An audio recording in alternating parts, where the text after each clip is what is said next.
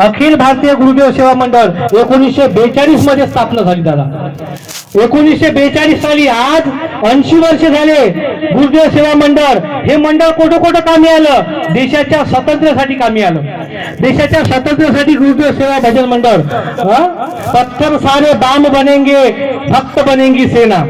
आणि दादा हे महाराज जेव्हा राष्ट्रपती आणि आपल्या सीमेवरचे सर्व आर्मी सर्व मैदान सोडून येऊ लागले, तेव्हा राष्ट्रपतीने घोषणा केली, अरे जाओ वहां टुकड़े दास करके एक संत है महाराष्ट्र में, एक टुकड़े दास करके संत है, उससे मिलो और उसकी जो अखिल भारतीय गुरुदेव सेवा मंडळ है उसको लेके आओ, वो अपने काम आएगी. अरे तेव्हा महाराजांनी सीमेवर भजन म्हटलं. चीन सोबत भारत जिंकासाठी असं मागे चढत होता. हॅलो, तैयार हुआ हिंद तुम्हारे साथ, आओ चीनिए मैदान में देखो हिंदबाद, आओ चीनिए मैदान में देखो हिंदबाद, आओ चीनिए मैदान में देखो हिंदबाद. तैयार हुआ हिंद तुम्हारे साथ, तैयार हुआ हिंद तुम्हारे साथ, आओ चीनिए मैदान में देखो हिंदबाद, आओ चीनिए मैदान में देखो हिंदबाद. महाराज स्वातंत्र्य सेनानी होते, वंदनीय राष्ट्रसंत तुकडोजी महाराज, ज्यांनी भजनाद्वारे लोकांची वाट लावली, भजनाद्वारे चीन सोबत युद्ध लढलो. आजकाल आपण कोण आहे? पहिल्याचे तरुण कसे होते?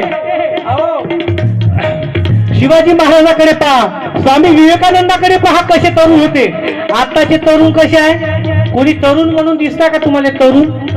तरुण दिसताय का? आताचे तरुण नाही, सगळ्याची जिरून आहे, सगळ्या तरुणाची जिरून आहे. काहून जिरून आहे? सगळे हाय तरुण, हाय सगळ्याची जिरून, याने आणा लागते धरून, कारण हे राहते 90 मारून. तेव्हा जे तरुण काय होते? तैयार हुआ हिंद तुम्हारे साथ, आओ चीनियो मैदान में देख हिंद का हाथ. अहो या हिंदू माणसाचा हात पहा, चीनियो भारत से लढो, आओ. हे गोष्ट पत्थर सारे बाम बनेंगे, भक्त बनेंगी सेना. या भजनाच्या जोरावर काय केलं भजनानं, काय केलं. आज आपण या भजनानं हाय तेवढं जो भजन नाही करताय तो हाय तेवढं बेवारून टाकत आहे. हाय तेवढं. दादा काकू एक 52 एकराचा कास्तकार होता, 52 एकराचा.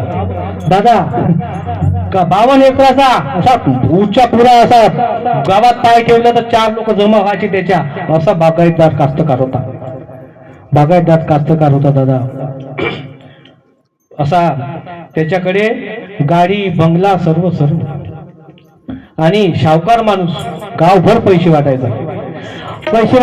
लोक रोज नेहमी पैसे न्यायचे त्याच्याकडून आणि नेहमी त्याला परत करायचे, नेहमी पैसे न्यायचे परत करायचे. असं करता करता त्याला एखाद्याला जुव्याचा शोक लावून याचे डबल पैसे होते म्हणते, मटका लावून म्हणते याची 10 रुपयाचे 1000 रुपये येणे साहेब.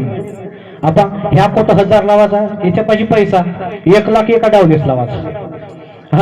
1-2 वेळा आला, खूपच जमलं. मग जे झालं 10 एकर इकलं. घरी लहान मुलं होते, एक मुलगी होती लहान, एक मुलगा होता आणि एक बायको होती. आता पैसेवाला म्हणल्यावर तुम्हाला माहित आहे कोणालाच मोजत नाही. पैसा असेल तर आपल्याला सगळे ओळखते, नाही तर काही खरं नाही. कोणी ओळखत नाही गरीबाले आजकाल, कोणी 5 रुपये देत नाही. असं करता दारूमध्ये जुव्यामध्ये पुरी शेती बरबाद झाली दादा, पुरी शेती बरबाद झाली. हा लोकांना व्याजानं पैसे देत होता. आज परिस्थिती अशी आली की याला कोणी पैसे देत नव्हते. कोणाला मागायला गेलं, दादा माझ्या घरी तांदूळ संपले आहे, माझ्या घरी 1 रुपया आहे नाही, मला 2 दिवस थोडस उधार दे ना. तुला ह्या दिवशी दिले, तुला वापस नाही केले अजून, आता पुन्हा मागायला आला. असं करता गावात सुद्धा त्याची इज्जत कमी होऊन गेली. गावात इज्जत कमी होती. हा दारुडा होता, याच्याकडे कोणी चांगल्या नजरेने पाहत नव्हतं, याच्याकडचा पैसा संपून गेला. गावात इज्जत नाही, कोणत्या चौकात बसला तर इज्जत नाही, आणि 4 लोकांचे पैसे घेऊन होता. चौकात आला का, होय म्हणजे 10,000 कवा देते, तो म्हणे म्हणजे 12,000 कधी देते, तो म्हणे माझे 50,000 कधी देते. असं करता करता करता करता पश्चाताप झाला आहे त्याने, पश्चाताप झाला आणि एक दिवस त्यानं स्वतः आत्महत्या केली. आत्महत्या केली. आता घरी दुष्काळ, घरी सुद्धा खायला काय नाही. ती एक मायली 2 पिल्ले घेऊन का करू, एक मुलगी आणि एक मुलगा होता. आज खायला काही नाही. आता तो गेला, तू मरण पावला. आता तुमच्या आमच्या सारखी काही कोणी मेलं गावातलं तर ठेवत नाही. आता कोणी येऊ नाही येऊ, आपण घेऊन जातो. घेऊन गेले आणि 2 दिवस त्यांच्या घरी जेवण आणून दिलं. आता शेजारी येणं, आता जाऊ दे बा, तुटका कुटका पोरा आहे. 2 दिवस जेवण आणून दिलं. जेवण आणून दिलं, आता तेच जेवण खात जाय खात जाय. बाकीचा तर काही पताच नाही. किलोभर तांदूळ नाही घरी, काही नाही काही नाही. किलोभर तांदूळ नाही काही नाही दादा. 2 दिवस खाल्ले. तिसऱ्या दिवशी पोरग म्हणते, आई, त्या मुलांना भूक म्हणजे काय माहित नव्हतं. आई, माझ्या पोटात खूप दुखत आहे ग, मला कसं तरी होत आहे. अरे काय होत नाही रे बा म्हणे, ते पाणी पे म्हणे आणि थोड्या वेळात चांगलं वाटत तुला म्हणे.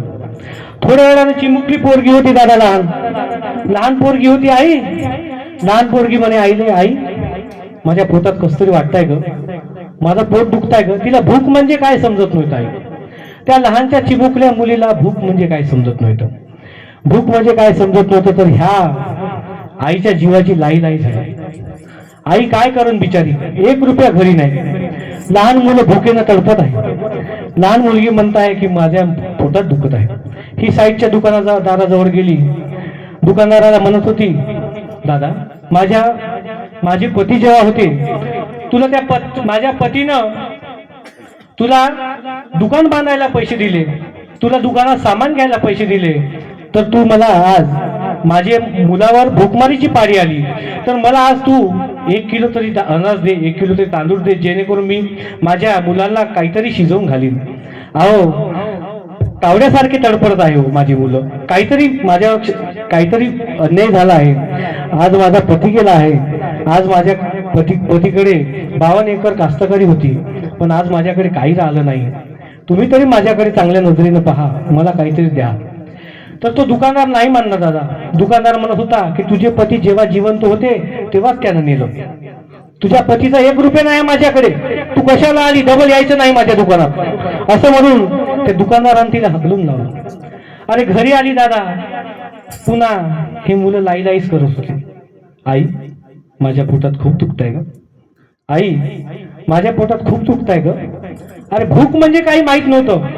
अरे पाणी पिणार आहे, बरं वाटलं. तर हे काय करण बाबा, आईला सुद्धा 2 दिवस झोप नाही. आपली मुलं उपाशी आहे, आपल्यावर काय काळ आला आहे, आपल्या घरचा माणूस गेला आहे, आपल्याकडे कोणी चांगल्या नजरेनं बघत नाही आहे, आपले पाहुणे सुद्धा आपल्या घरी येत नाही आहे. हे काची रोज किटकत. म्हणून समोर काय झालं, 2-3 दिवस असेच निघून गेले. आणि जे घरच्या शेजारच्या लोकांनी जे आपल्याला आणून दिलं भाकरी, त्या भाकरी 2 दिवस कशा तरी भिजव खाल्ल्या आणि ती माई उपाशी राहिली. आणि काही दिवसानं 2-3 दिवसांनी त्या मुलाला खूप ताप आला. खूप म्हणजे खूप ताप आला. खूप ताप आला दादा त्या मुलाला. मुलगा असा थरथर कापत होता. अहो, या माऊलीपाशी दवाखान्यात नेण्यासाठी 1 रुपया नव्हता.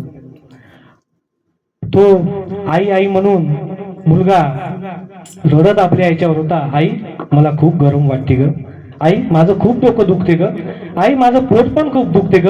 आता त्याच्या अवहेलना, त्याच्या वेदना, त्याच्या यातना खूप सर्व काही करत होतं आईला, पण ती काय करणार बिचारी. आज तिच्याकडे काळ नव्हता, वेळ होता, काही फायदा नाही. आणि ती मनातल्या मनात म्हणत होती तिच्या नवऱ्याला, आणि नोचर येतात, तुझं जायचं वय, आता तुझं वय होतं ह्या मुलाबाळाशी खेळायचं, शांततेने राहायचं, ह्या मुलांना अंगावर घेऊन नाचायचं. ती मनातल्या मनात म्हणत होती, आणि नव्हतं रे दादा तुझं वय, तू मला सोडून गेलास, ह्या मुलांना सोडून गेलास, काही नाही केलं रे. काय केलं रे, तुझं चांगलं पाहिलं, आणि ह्या मुलांवर, ह्या चिमण्याला मी काय घालू रे, ह्या चिमण्याला मी दाना कुठून आणू, असं तिच्या मनात चालू होतं. असं 15 दिवस 8 दिवस निघले दादा. 8 दिवस त्या मुलाचा काही ताप गेला नाही. तो थरथर कापत होता. हे चिमुकली, त्या चिमुकलीला पण काही माहित नव्हतं. ते चिमुकली काय म्हणली, दादा आई मला खूप भूक लागली ग. पोट दुखतो म्हणजे भूक का ग, असं विचारत होती.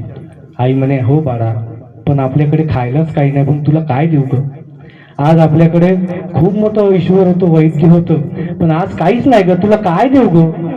म्हणून थोड्या वेळानं ती मुलगी काय म्हणते, आई आपला दादा मरल का ग.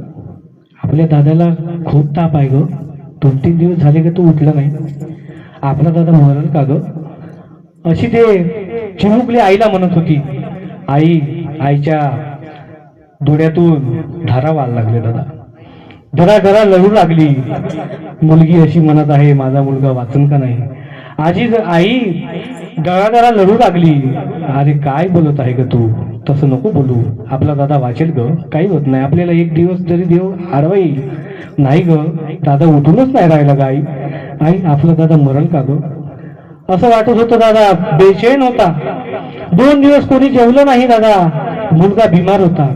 एक दिवस त्या मुलीनं जे नाही म्हणाल ते म्हणूनच दिलं. आई आपले बाबा जेव्हा गेले तेव्हा आपल्याला घरच्यांनी, घरच्या शेजाऱ्यांनी आपल्याला 2 दिवस जेवण आणून दिलं ग.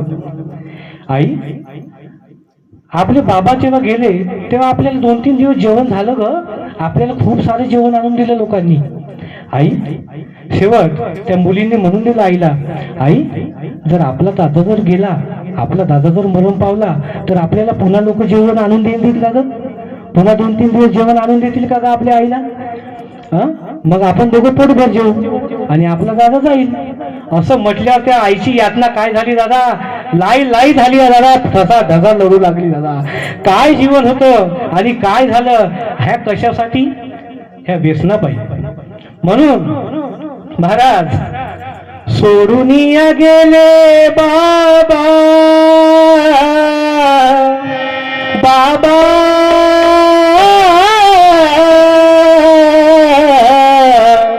बाबा सोडून गेले बाबा, मायले करांना. बाबा बाबा बाबा बोलू कुणाला, बाबा बाबा बाबा बोलू कुणाला.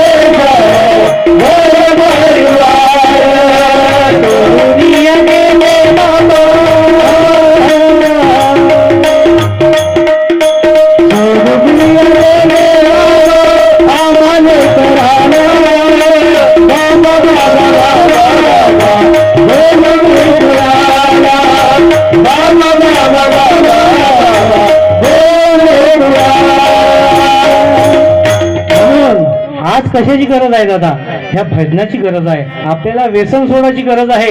आपल्या बुड्यानं, आपल्या आजा आजीनं काय कमवून ठेवलं त्याच्याच पावलावर आपल्याला चालायचं आहे. अरे आज काही जणांपाशी काहीच नाही आहे तरी छान जीवन जगत आहे. काही जणांपाशी 20-20, 30-30 एकर जमीन आहे पण काही फायदा नाही. कोणी काम करायला पाहत नाही, कोणी शेतकऱ्याला पोरगी द्यायला पाहत नाही दादा. आज आपण सगळे व्यसनाच्या आधारी होणार. आज दारूनं कुठचा संसार कुठं चालला, आज व्यसनानं कुठचे माणसं कुठे चालले, कुठचे 10 मजली मारी कुठं झोपडीला येऊन टेकली कधी माहित नाही.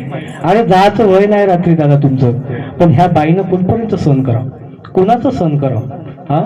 ज्याच्या घरी पिजाडा माणूस आहे त्या बाईले विचारा काय यात नाही. त्याला विचारा किती वाजता घरी येते माणूस, काय आणते, काय खाते घरी, काय चांगलं बोलते, काय कोणाशी चांगलं बोलते. तर हे अशी परिस्थिती पुन्हा येऊ नये म्हणून महाराज सबसे ऊंचा है धन मेरा प्यारा भजन, सबसे ऊंचा है धन मेरा प्यारा भजन, इसमें सारा तन कुर्बान रहेगा, इससे सारा जन्म कुर्बान रहेगा। सबसे ऊंचा है मेरा वतन, इससे सारा जन्म कुर्बान रहेगा, इससे सारा जन्म कुर्बान रहेगा। म्हणून महाराज काय म्हणतात, शेवटच्या चरणामध्ये महाराज काय म्हणतात, इसने मुझको जीना सिखाया, सब में प्रभु एक अनुभव बताया, सब में प्रभु एक अनुभव बताया, करता टुकड़े विश्वास बन के दासों का दास। दादा महाराज मेरी जपान यात्रा पुस्तकामध्ये लिहितात, दादा महाराज असे तसे नव्हते। जेव्हा विश्व धर्म परिषद जपानमध्ये झालं तेव्हा कोणाला पाठवायचं, कोण बोलेल त्या परिषदमध्ये, तर दोन नावं निघले, एक शेगावीचे संत गजानन आणि एक वंदनीय राष्ट्रसंत तुकडोजी महाराज। ह्या लोकांचं नाव निघलं दादा, आणि हे दोघं, ह्या दोघातून कोणाला पाठवायचं आता, विश्व धर्म परिषद चालू होतं। तर जपानला महाराज लिहितात मेरी जपान यात्रा, तिथे महाराजांचं नाव निघालं, राष्ट्रपतींनी महाराज टुकड़ेदास माणिकराव तुम्ही जाओगे जपान यात्रा पर। महाराज तसेच महाराज निघाले, महाराजांची साधी राहणी होती, लंगोटी घेऊन आपले धोतर लावून, आकुड धोतर लावून आपण महाराज निघाले। महाराज तेव्हा विमानाचा जमाना नव्हता, तेव्हा सागरी मार्गाने जात होते, तेव्हा जहाजावर जात होते। जहाजावर जाता जाता महाराज त्या जहाजावर बसले आणि सगळे जपानी रशियन लोक महाराजाकडे पाहून हसत होते, महाराजाकडे पाहून हसत होते। तुकडोजी महाराज म्हणत होते, अरे भाई क्यों हंस रहे हो, मेरा कोई गलत हुआ क्या, मेरा कोई गलत काम हो गया क्या?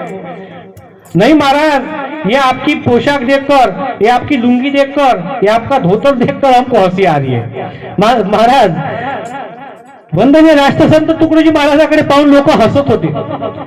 महाराज म्हणतात मला अनुभव या भजनाने दिला, मला या भजनावर काय विश्वास करायचं, काहून विश्वास करायचं हे मला या भजनातून मिळालं। म्हणून महाराज म्हणतात हे सगळे लोक माझ्यावर हसू लागले, तर मी याला शांततेत उत्तर दिलं, हात जोडून। अरे दोस्तो, महाराज खूप नम्रपणे बोलायचे, किती चांगला असला, किती मोठा माणूस असला, किती शिव्या देणार असला तरी महाराज खूप शांततेने बोलायचे। हे मेरे प्यारे दोस्तो, हे माझ्या प्रिय मित्रा, ऐक ऐक ऐक, किती नम्रता होती बोलण्यामध्ये। आज आपल्याला कोणी बे म्हणू द्या बरं, हा नाही त्याच्यावर जाऊन पडंत, पण महाराज नम्र होते। हे माझ्या प्रिय मित्रा, हे मेरे प्यारे दोस्तों, आप क्यों हंस रहे हो? महाराज ये तुम्हारा पोशाक देखकर हमको हंसना आ रहा है। महाराज म्हणाले ये मेरे भारत की संस्कृति है, ये मेरे भारत का पोशाक है। हम तुम्हारे देश में आ रहे हैं लेकिन तुम्हारा पोशाक नहीं पहन सकते, हम हमारे भारत की संस्कृती नहीं बदल सकते। मग असंच जहाज टोकियो शहराकडे निघालं। जाता जाता मधामध्ये महाराज म्हणतात ये जहाज कैसे चल रहा होगा, ये पाणी पे कैसे तैर रहा होगा। महाराजांच्या डोक्यामध्ये शिरलं। महाराजांना राहवलं नाही। महाराज त्या पायलट कडे गेले, तो नाव चालवणारा होता, त्या पायलट कडे गेले आणि महाराज म्हणाले की हे नाव मला चालवायचे आहे, हे नाव मला शिकवा, हे नाव मुझे सिखा दो। तो पायलट हसू लागला त्यांच्याकडे पाहून। हाँ ये नाव बोले तुम्हारे भजन गाणे इतने ये नहीं है बोले, हे नाव चालवणं काही कठीण नाही आहे म्हणे, हे नाव चालवायला मला 10 वर्ष प्रयत्न करावं लागलं म्हणे, तेव्हा मी हे नाव चालवू लागलो म्हणे, तेव्हा मी उत्कृष्ट पायलट बनलो म्हणे। तेव्हा महाराज खूप छान उत्तर देतात, अरे मैं ये छोटा सा बालक हूँ, मैं अज्ञानी हूँ। महाराज काय म्हणतात, महाराजाचे शब्द मेरी जपान यात्रा मध्ये, अरे महाराज मैं तो अज्ञानी हूँ, मैं तो एक छोटा बालक हूँ, मैं सिर्फ तुम सिखाने का प्रयास करो और मैं भी सीखने का प्रयास करूंगा। पायलट ने उत्तर दिलं, ये भजन गाने इतना काम आसान नहीं है, ये 10 साल से मेरा किया हुआ प्रयास है, आज मैं नाव सिखाना चलाना जान रहा हूँ। महाराजांनी काय उत्तर दिलं, छान उत्तर दिलं महाराजांनी। महाराज बोलले, अरे जो भजन बनाना जानता है जो ग्राम गीता ग्रंथ लिखना जानता है, जो गिरे हुए के उठाना जानता है, जो हर गांव को सिखाना जानता है, वो तेरी नाव तो क्या, ये तेरा सारा संसार चलाना जानता है. असं सुंदर उत्तर महाराजांनी दिलं. म्हणून महाराज काय म्हणतात, डगमग डोले माझे पाण्यावर नाव रे, पंढरीच्या पांडुरंगा वेग वेग धावरे, पंढरीच्या पांडुरंगा वेग वेग धावरे. डगमग डोले माझे पाण्यावर नाव रे, पंढरीच्या पांडुरंगा वेग वेग धावरे, पंढरीच्या पांडुरंगा वेग वेग धावरे. म्हणून महाराज शेवटच्या चरणात काय म्हणतात, इसने मुझको जीना सिखाया, सब में प्रभु एक अनुभव बताया, करता तुकडे विश्वास बन के दासों का दास. तुकडोजी महाराज स्वतःला काय म्हणतात, तुम्ही जर दास असन, तुम्ही जर नौकर असन, तर तुमचा नौकर मी आहो. अरे कोण होते तुकडोजी महाराज, हे जर आपल्याला जाणायचं असेल तर 4 लाख लोकांमधून असे उमटून दिसायचे तसे तुकडोजी महाराज होते. त्यांचे हात त्या टोंगड्याच्या खाली जात होते, टोंगड्याच्या खाली. असा सत्पुरुष होता. कोण होते तुकडोजी महाराज, अरे जो कसरतवाला आहे, तो दट्टापट्टा कसरत, जो लाठी चार्ज करणार आहे, जो पैलवान आहे, त्याला विचारा कोण होते तुकडोजी महाराज. अरे 5 मिनिटात असा चित्त करणारा माणूस, महापुरुष, किती मोठा पैलवान येऊ द्या पुढून, त्या माणसाने चित्त करणारा माणूस म्हणजे वंदनीय राष्ट्रसंत तुकडोजी महाराज. अरे कोण होते तुकडोजी महाराज, विचारा त्या दारुड्याला, ज्याला भजनाच्या कानातून कानात कालपट मारली पण लागू दिली नाही, असे तुकडोजी महाराज होते. अरे कोण होते तुकडोजी महाराज, वाघा, त्या बिचारा गुफेतल्या वाघाला विचारा, प्राणी सुद्धा त्यांचं भजन ऐकायला येत होते. म्हणून महाराज काय म्हणतात, आदत बुरी सुधारलो, आदत बुरी सुधारलो, बस आदत बुरी सुधारलो, बस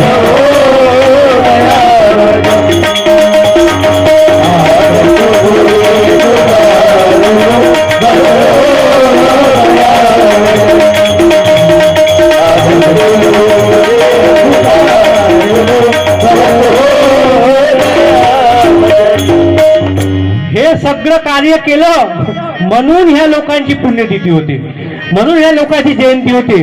आपण पाहिलं का काकू, 100 एकरचा माणूस होता, पण त्याची जयंती केव्हा करतो का आपण, नाही.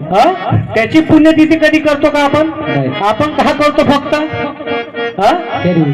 आपण फक्त तेरवी करतो. आपण त्या लोकांची तेरवी करतो आणि दुसऱ्या दिवशी आपलं वाटणी, ते 2 एकर तुले, ते 3 एकर त्याले, त्याचे कपडे नाव नेऊन जाळून टाकतो, त्याचे पैसे नेऊन जाळून टाकतो. तुमच्याकडे त्यानं कमवलेल्या गाड्या घोड्या जाळून टाकतो, जाणतो का, नाही. पण कपडे गिपडे जाळून टाकतो, केस देऊन टाकतो त्याला, उद्या येते म्हणून. पण या साधू संतांची पुण्यतिथी काऊन होते, पुण्य म्हणजे चांगलं, तिथी म्हणजे वेळ.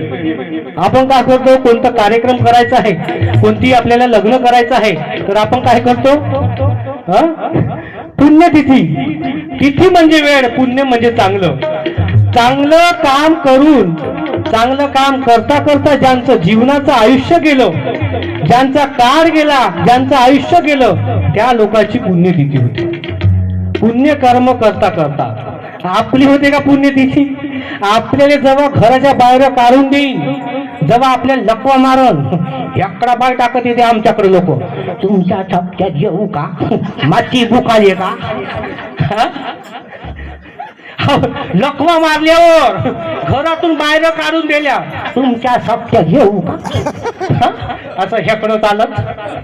आता का काम आहे तुझ्या सप्त्यात याचं, हो दादा, आता का काम आहे, तुमच्या सप्त्यात जेवाने भेटते का, हे उपाशीच राहतात. अरे एकदा जेवण नाही केलं जमलं, पण ध्यानपाठ प्रार्थना भजन करा, जेवाची गरजच नाही. तुझ्या मुरलीने सुद्धा पुढे हरली रे. काय होत, काय प्रेम होत, काय जीवन होता त्या भजनात राहा तुम्ही. जसं एखाद्या जुवाऱ्याला रात्र कशी गेली माहित नाही राहत, कारण तो मन लावून त्याच्यात जुवा खेळते, मन लावून पैसे घेऊन करते. तसं मन लावून भजनात बसलं तुम्हाला भूक नाही लागत, ताण नाही लागत, फक्त एक आचरण आहे, पण मग काही फायदा नाही. मग जसं तुमच्या सबक्या जीव का, मग काही काम नाही दादा. म्हणून महाराजांना, वंदनीय राष्ट्रसंत तुकडोजी महाराजांना जेव्हा कॅन्सर आहे म्हणून जेव्हा महाराज अमरावतीहून डॉक्टरांनी सांगितलं, महाराज तुम्हाला कॅन्सर झाला म्हणे, तुम्ही आता हे भजन पूजन खंजडी खुंजडी सोडून द्या म्हणे, तुम्हाला आता कॅन्सर झाला म्हणे, तुम्ही आता हे भजन गाणं सोडून द्या. तर महाराजांची दरवर्षीप्रमाणे महाराज त्यांचं जे वंश होतं, जे बंडूजी पंत होते ते विठ्ठलाचे भक्त होते, त्यांच्या वारंवार वाऱ्या चालू राहत होत्या, पैदल वारी, बंडीनं वारी, वारीस्वारी. तर तुकडोजी महाराज सुद्धा पंढरीच्या वारीत नेहमी जात होते. तर महाराज बोले, तुम इस साल वारी नहीं कर सकते, इस साल तुम पंढरपूर में नहीं जा सकते, तुमको कैंसर हुआ है.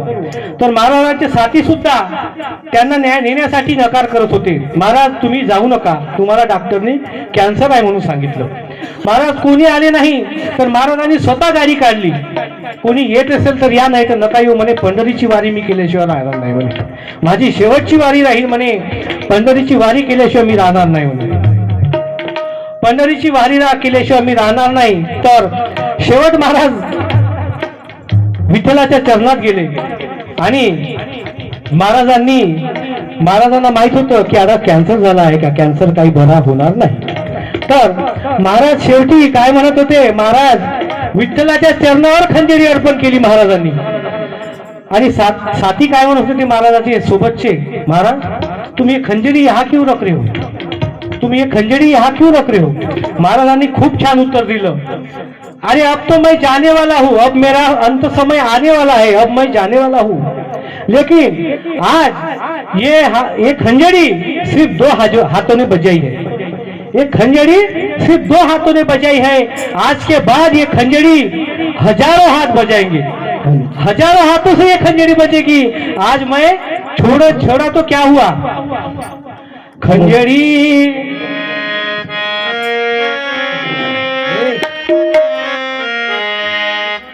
टुकड़ों की बाबा तुमने भारत जगा दिया, टुकड़ों की बाबा तुमने भारत जगा दिया.